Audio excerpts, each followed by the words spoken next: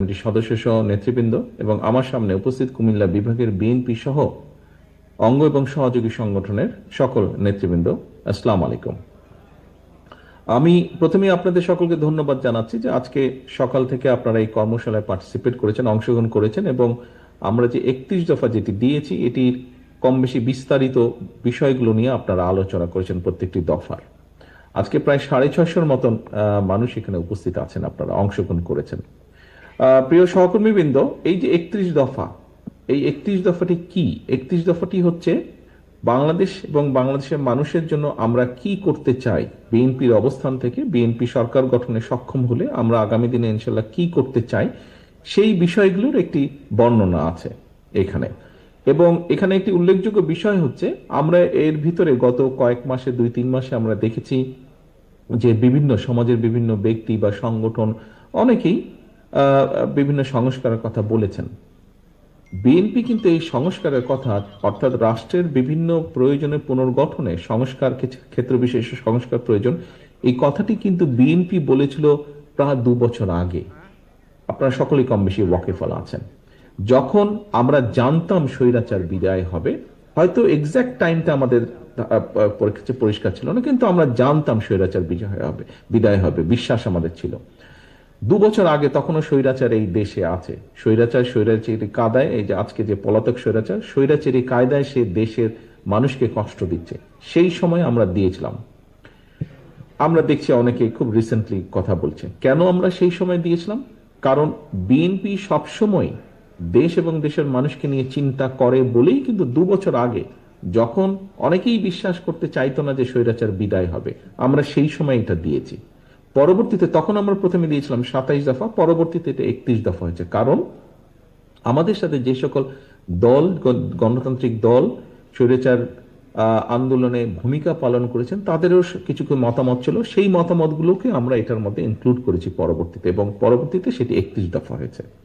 এখন প্রিয় সহকর্মীবৃন্দ, আজকে 650 মানুষ আপনারা এখানে সকাল থেকে বিকেল পর্যন্ত আপনারা এখানে আলোচনা করলেন, জানলেন, শুনলেন, বুঝলেন, সাথে নিয়ে যাচ্ছেন, আপনারা যা অর্জন করেছেন জেনে গেলেন।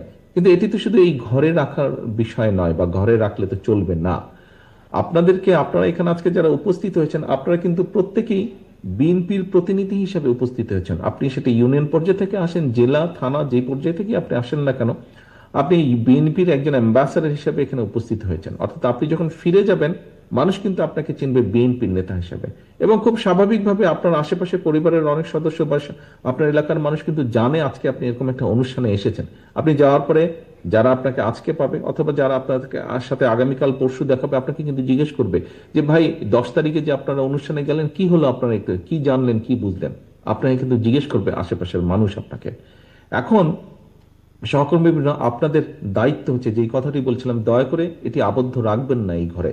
আজকে যে আপনারা জেনে গেলেন, আপনাদেরকে নিয়ে আমাদের এখানে বসার উদ্দেশ্য বা লক্ষ্যই হচ্ছে, আমরা কেন্দ্র থেকে আপনাদেরকে জানিয়েছি, এখন আপনাদেরকে এটা নিয়ে যেতে হবে পরবর্তী লেভেলে, এবং এইভাবে পরবর্তী লেভেলকে নিয়ে যেতে হবে তার পরবর্তী লেভেলে। কিন্তু এটিকে দেখভাল করতে হবে আপনাকে নজর রাখতে হবে, যাতে প্রান্তিক মানুষ, আজকে এখানে আমরা শ্রমিকদের নিয়ে কথা বলেছি, বিভিন্ন শ্রেণী পেশার শ্রমিকদেরকে নিয়ে কথা বলেছি, আমরা শিক্ষকদের নিয়ে কথা বলেছি, আমরা ছাত্রদের নিয়ে কথা বলেছি, আমরা মহিলাদেরকে নিয়ে কথা বলেছি, আমরা ডাক্তারদেরকে নিয়ে কথা বলেছি, এখান থেকে লয়াররা তাদের মতামত দিয়েছেন। অর্থাৎ সমাজের প্রায় সকল শ্রেণী পেশার মানুষের বিষয়ে আমরা আলোচনা করেছি আজকের এই সারাদিনের আলোচনায়।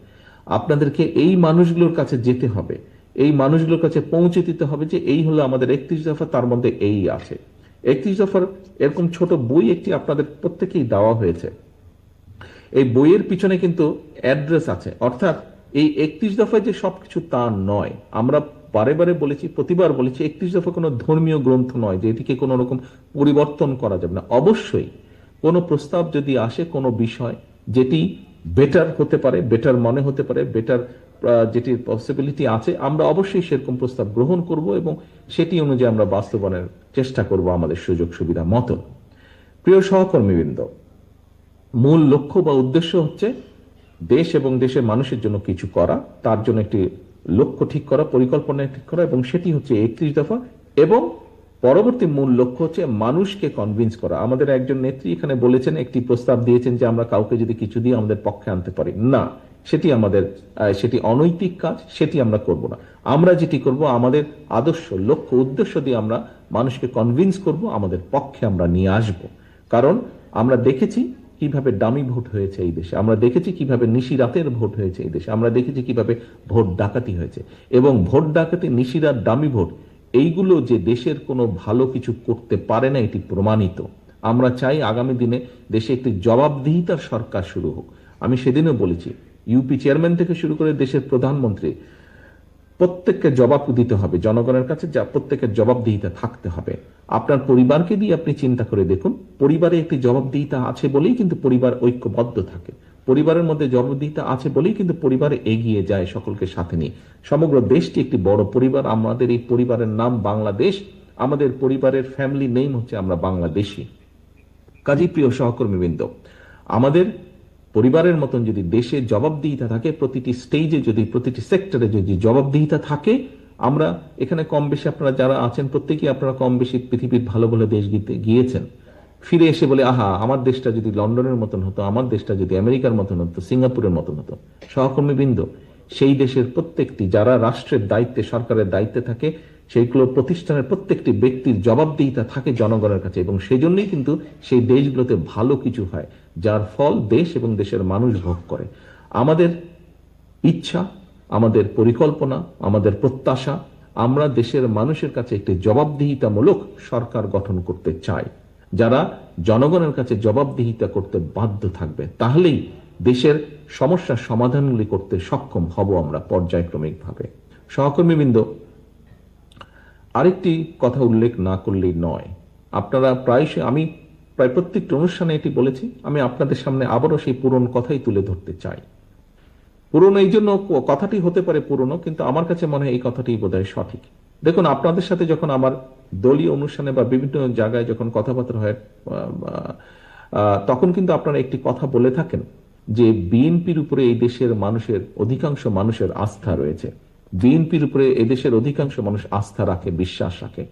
প্রিয় সহকর্মীবৃন্দ, আপনাদের কথাটি সঠিক, আপনাদের সহকর্মী হিসেবে আমিও বিশ্বাস করতে চাই যে কথাটি সঠিক।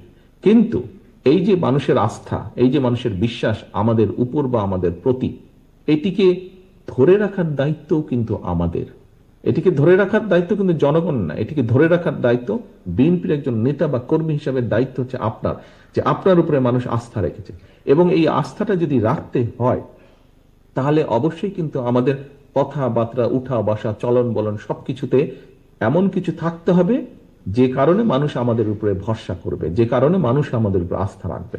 আপনার উঠা বসা, চলনে বলনে যদি এমন কিছু থাকে যে কারণে মানুষ আমাদের উপরে ভরসা রাখবেন না, তাহলে কিন্তু ক্ষতিগ্রস্ত প্রথমে আপনি হবেন, পরে আপনার এলাকার দল হবে, আপনার এলাকায় যারা দলের নেতা করবে, এবং সামগ্রিকভাবে এটি হচ্ছে ইনফ্লুয়েঞ্জার জ্বরের মতন। ঘরে একবার ঢুকলে যেরকম, একজন নিয়ে ঢুকলে যেরকম সবার হতে থাকে হাঁচি কাশি, ঠিক এটাও এরকম। সেই জন্যই সহকর্মীবৃন্দ, আমি একটি কথা বলেছি, আপনারা প্রত্যেকে বিএনপির অ্যাম্বাসাডার বা বিএনপির প্রতিনিধি।